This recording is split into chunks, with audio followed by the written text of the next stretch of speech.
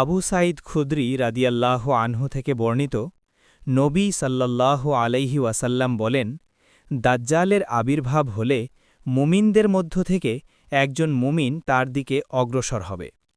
তখন পথিমধ্যে দাজ্জালের সশস্ত্র প্রহরীদের সাথে তার দেখা হবে। তারা তাকে জিজ্ঞাসা করবে, কোন দিকে যাবার ইচ্ছা করছ? সে উত্তরে বলবে, যে ব্যক্তির আবির্ভাব ঘটেছে তার কাছে যেতে চাচ্ছি। তারা তাকে বলবে, তুমি কি আমাদের প্রভুর প্রতি বিশ্বাস স্থাপন করো না? সে উত্তর দেবে, আমাদের প্রভু অর্থাৎ আল্লাহ তো গুপ্ত নন যে অন্য কাউকে প্রভু বানিয়ে মানতে লাগব। এরূপ শুনে তারা বলবে, একে হত্যা করে দাও।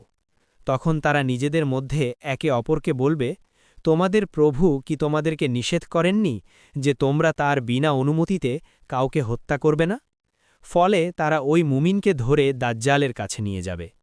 যখন মুমিন দাজ্জালকে দেখতে পাবে, তখন সে স্বতঃস্ফূর্তভাবে বলে উঠবে, হে লোক সকল, এই সেই দাজ্জাল যার সম্পর্কে আল্লাহর রাসূল সাল্লাল্লাহু আলাইহি ওয়াসাল্লাম আলোচনা করতেন।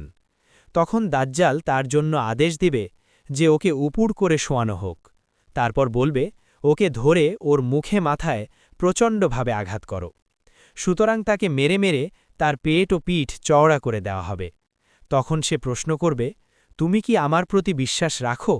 সে উত্তর দেবে, তুই তো মহামিথ্যাবাদী, মসিহ। সুতরাং তার সম্পর্কে আবার আদেশ দেওয়া হবে। ফলে তার মাথার সিথির ওপর করাত রেখে তাকে দ্বিখণ্ড করে দেওয়া হবে, এমনকি তার পা দুটোকে আলাদা করে দেওয়া হবে। তারপর দাজ্জাল তার দেহখণ্ডদ্বয়ের মাঝখানে হাঁটতে থাকবে এবং বলবে, উঠ। সুতরাং সে অর্থাৎ মুমিন উঠে সোজা হয়ে দাঁড়িয়ে যাবে। দাজ্জাল আবার তাকে প্রশ্ন করবে, তুমি কি আমার প্রতি ঈমান আনছ? সে জবাব দেবে, তোর সম্পর্কে তো আমার ধারণা আরও দৃঢ় হয়ে গেল। তারপর মুমিন বলবে, হে লোক সকল, আমার পরে ও অন্য কারো সাথে এরূপ নির্মম আচরণ করতে পারবে না।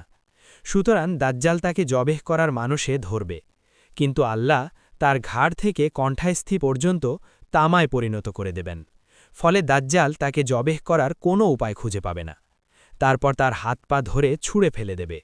তখন লোকে ধারণা করবে যে সে তাকে আগুনে নিক্ষেপ করল, কিন্তু বাস্তবে তাকে জান্নাতে নিক্ষেপ করা হবে।